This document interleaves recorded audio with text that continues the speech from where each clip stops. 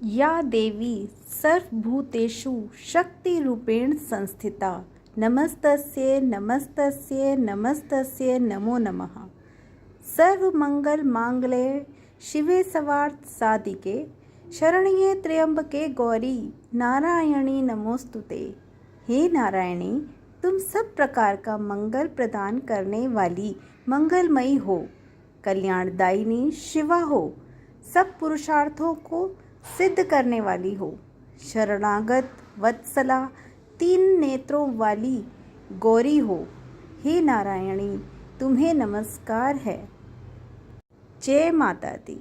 माता रानी के सभी भक्तों को मेरा प्रणाम है। आप सभी को शारदीय नवरात्रों की ढेर सारी शुभकामनाएं। नवरात्रि में माँ दुर्गा के 9 अलग अलग स्वरूपों की पूजा की जाती है। माँ दुर्गा को प्रसन्न करने के लिए नवरात्रि के दिन सबसे अच्छे माने जाते हैं। दरअसल इन दिनों में जो भक्त सच्चे मन से माँ दुर्गा के सभी स्वरूपों की पूजा करता है, उसकी सारी इच्छाएं माँ दुर्गा पूरी करती हैं। 9 दिनों तक माता रानी की पूजा अर्चना के साथ आपको इस कथा का पाठ भी ज़रूर करना चाहिए। श्री दुर्गा नवरात्रि व्रत करने से आपको सभी 9 देवियों की कृपा प्राप्त होगी। बृहस्पति जी बोले, हे ब्रह्मा जी, आप अत्यंत बुद्धिमान, सर्वशास्त्र और चारों वेदों को जानने वाले श्रेष्ठ हो। हे प्रभु, कृपा कर मेरा वचन सुनो। चैत्र, अश्विन, माघ और आषाढ़ मास के शुक्ल पक्ष में नवरात्रि का व्रत एवं उत्सव क्यों किया जाता है? हे भगवान, इस व्रत का क्या फल है?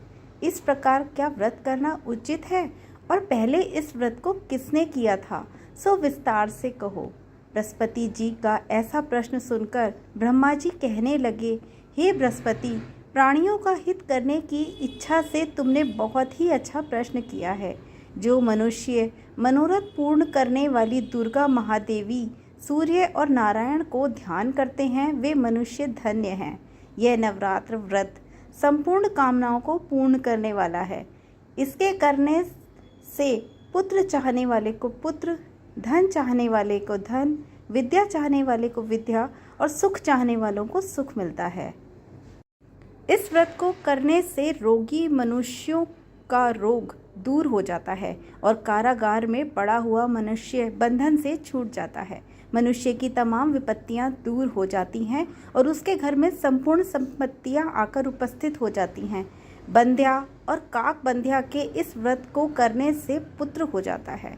समस्त पापों को दूर करने वाले इस व्रत के करने से ऐसा कौन सा मनोरथ है जो सिद्ध नहीं हो सकता? यदि व्रत करने वाला मनुष्य सारा दिन उपवास ना कर सके तो एक समय भोजन करे और उस दिन बांधुओं सहित नवरात्र व्रत की कथा श्रवण करे। हे बृहस्पति, जिससे पहले यह महाव्रत को किया है उसका पवित्र इतिहास मैं तुम्हें सुनाता हूँ, तुम सावधान होकर सुनो। इस प्रकार ब्रह्मा जी के वचन सुनकर बृहस्पति जी ओम बोले, हे ब्राह्मण, मनुष्यों को कल्याण करने वाले इस व्रत के इतिहास के बारे में मेरे लिए कहा। मैं सावधान होकर सुन रहा हूँ। आपकी शरण में आए हुए मुझ पर कृपा करो। ब्रह्मा जी बोले, पीठत नाम के मनोहर नगर में एक अनाथ नाम का ब्राह्मण रहता था। वह भगवती दुर्गा माता का भक्त था। उसके संपूर्ण सद्गुणों से युक्त मानो ब्रह्मा की समस्त पहली रचना हो, ऐसे यथार्थ नाम वाली सुमति नाम की एक अत्यंत कन्या सुंदर सी पैदा हुई। वह कन्या सुमति अपने घर के बालकपन में अपनी सहेलियों के साथ क्रीड़ा करती हुई इस प्रकार बढ़ने लगी जैसे शुक्ल पक्ष में चंद्रमा की कला बढ़ती है। उसका पिता प्रतिदिन दुर्गा की पूजा और होम किया करता था। उस समय वह भी नियमों से वहां उपस्थित रहती थी। एक दिन सुमति अपनी सखियों के साथ खेलने लग गई और भगवती के पूजन में उपस्थित नहीं हुई। उसके पिता को पुत्री की ऐसी असावधानी देखकर क्रोध आया और उसने पुत्री से कहा कि हे पुत्री, आज प्रभात से तुमने माता का भजन नहीं किया है और ना ही पूजन किया है। इस कारण मैं किसी कुष्ठी और जय माता दी दरिद्र मनुष्य के साथ तेरा विवाह करूंगा। इस प्रकार कुपित पिता के वचन सुनकर सुमति को बड़ा दुख हुआ और वह पिता से कहने लगी कि पिताजी, मैं आपकी कन्या हूँ, मैं आपसे ही पूरी तरह अधीन हूँ। जैसे आपकी इच्छा हो मेरा विवाह आप कर सकते हो, वही होगा जो मेरे भाग्य में लिखा है। मेरा तो इस पर पूर्ण विश्वास है। मनुष्य न जाने कितने मनोरथों को चिंतन करता है, पर होता वही है जो भाग्य में विधाता ने लिखा है। जो जैसा करता है उसको वैसे ही फल उसके कर्मों के अनुसार ही मिलते हैं, क्योंकि कर्म करना मनुष्य के अधीन है, पर फल देव के अधीन है। अपनी कन्या के ऐसे निर्भयता से कहे हुए वचन सुनकर ब्राह्मण को अत्यधिक क्रोध आया। तब उसने अपनी कन्या का विवाह एक कुष्ठी के साथ कर दिया और अत्यंत क्रुद्ध होकर पुत्री से कहने लगा कि जाओ जाओ, जल्दी जाओ, अपने कर्म का फल भोगो। देखें केवल भाग्य के भरोसे पर रहकर क्या करती हो। इस प्रकार से कहे हुए पिता के कटु वचनों को सुनकर सुमति अपने मन में विचार करने लगी कि ओह, मेरा बड़ा दुर्भाग्य है जिसे ऐसा पति मिला। इस तरह वह अपने दुख का विचार करती हुई सुमति अपने पति के साथ वन चली गई और भयानक वन में कुशायुक्त उस स्थान पर उन्होंने एक रात बड़े कष्ट से व्यतीत करी। उस गरीब बालिका की ऐसी दशा देखकर भगवती पूर्व पुण्य के प्रभाव से प्रकट होकर सुमति से कहने लगे कि हे ब्राह्मणी, मैं तुम पर प्रसन्न हूँ, तुम जो चाहो वरदान मांग सकती हो, मैं प्रसन्न होने पर मन वांछित फल देने वाली हूँ। इस प्रकार भगवती दुर्गा का वचन सुनकर ब्राह्मणी कहने लगी कि आप कौन हैं जो मुझ पर प्रसन्न हुई हो। यह सब मेरे लिए कहा और अपनी कृपा दृष्टि से मुझे दासी को कृतार्थ करो।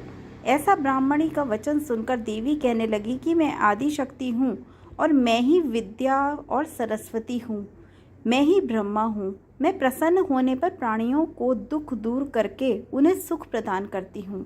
हे ब्राह्मणी, मैं तुम पर तेरे पूर्व जन्म के पुण्य के प्रभाव से प्रसन्न हूँ। तुम्हारे पूर्व जन्म का वृत्तांत सुनाती हूँ, सुनो। तू पूर्व जन्म में निषाद की एक स्त्री थी, अति पतिव्रता थी।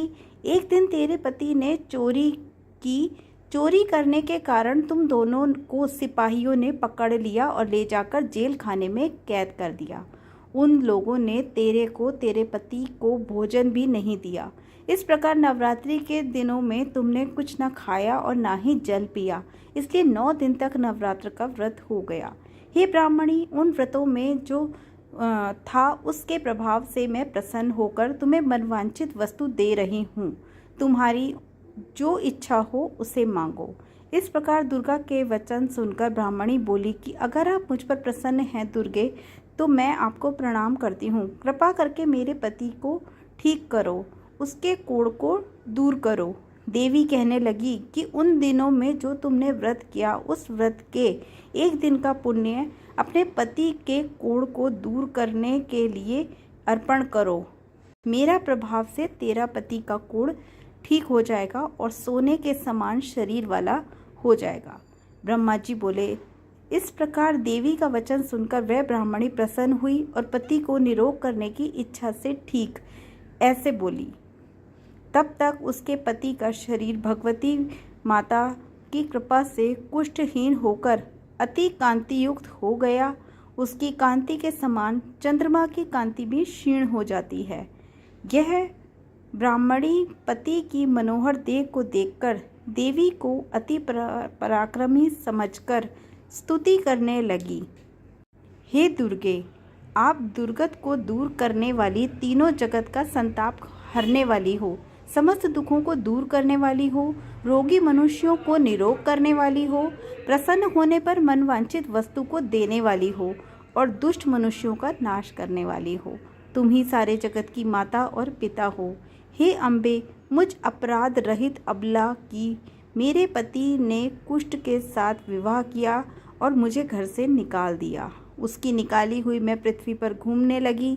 आपने ही मेरा इस आपत्ति रूपी समुद्र से उद्धार किया। हे देवी, आपको मैं प्रणाम करती हूँ, मुझ दीन की रक्षा करो। ब्रह्मा जी बोले, हे बृहस्पति।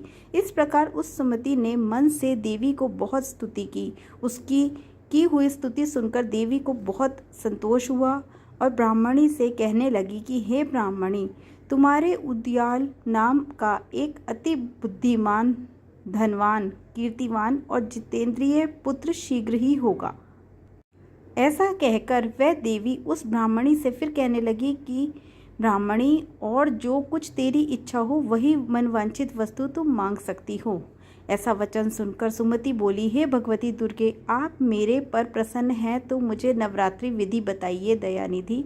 जिस विधि से नवरात्र व्रत करने से आप प्रसन्न होती हैं, उस विधि और उसके फल को मेरे लिए विस्तार से वर्णन करें।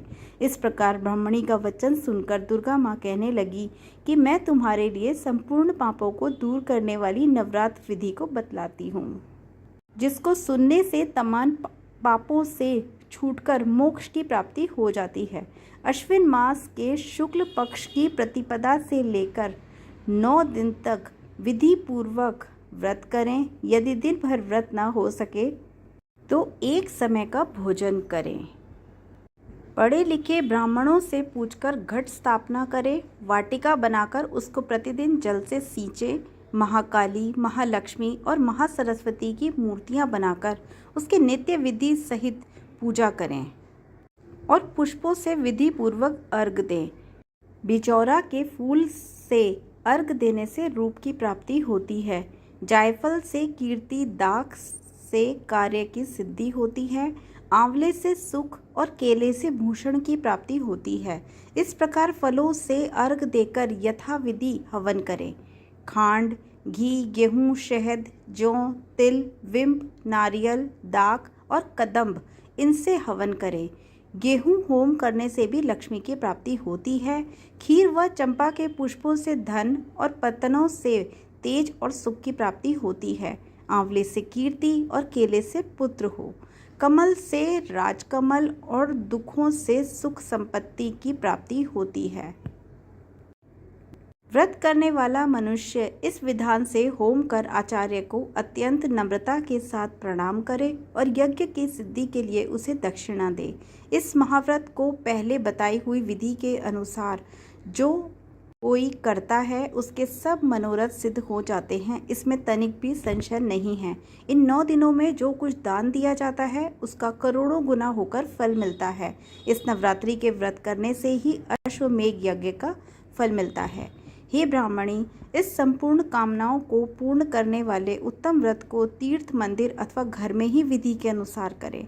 ब्रह्मा जी बोले कि हे बृहस्पति, इस प्रकार ब्राह्मणी को व्रत की विधि और फल बताकर देवी अंतर्ध्यान हो गई। जो मनुष्य या स्त्री इस व्रत को भक्ति पूर्वक करता है वह इस लोक में सुख पाकर अत्यंत दुर्गम मोक्ष को प्राप्त होता है। यह दुर्गम व्रत का महाकाव्य मैंने तुम्हारे लिए बतलाया है। ऐसा ब्रह्मा जी के वचन सुनकर बृहस्पति जी आनंद के कारण रोमांचित हो गए और ब्रह्मा जी से कहने लगे, हे ब्रह्मा जी, आपने मुझ पर अति कृपा की जो अमृत के समान इस नवरात्रि व्रत का महात्म्य सुनाया। हे प्रभु, आपके बिना कौन इसको सुना सकता है। ऐसे बृहस्पति जी के वचन सुनकर ब्रह्मा जी बोले कि हे बृहस्पति, तुमने सब प्राणियों का हित करने वाले इस अलौकिक व्रत को पूछा है, इसलिए तुम धन्य हो। जय माता रानी की। आप सभी को नवरात्रों की एक बार फिर से ढेर सारी शुभकामनाएं। माता रानी आपकी सभी इच्छाएं पूर्ण करें।